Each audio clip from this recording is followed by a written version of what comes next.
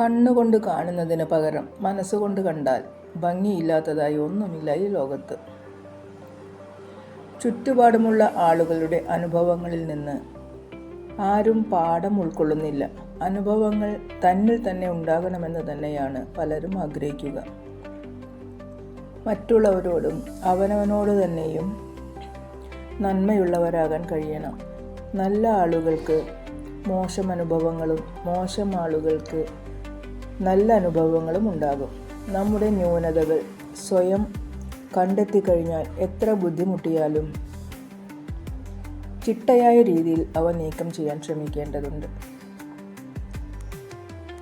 മനസ്സ് അറിയുന്നവർക്ക് എളുപ്പം വായിച്ചെടുക്കാൻ കഴിയുന്ന ലിപിയില്ലാത്ത ഭാഷയാണ് മൗനം. അത് ബലഹീനതയല്ല, ചിലപ്പോൾ അത് സമ്മതവും മറ്റു ചിലപ്പോൾ നിഷേധവും വിധേയപ്പെടലുമാണ്. മൗനത്തിന് അങ്ങനെ അനേക അർത്ഥങ്ങളാണ്. മൂകമായ അവസരങ്ങളെല്ലാം മൗനമല്ല, തിളച്ചുമറിയുന്ന ചിന്തകളുടെ ചുട്ടുകൊള്ളുന്ന ബാഷ്പീകരണമാണ്.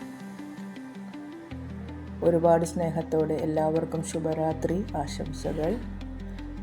Good night.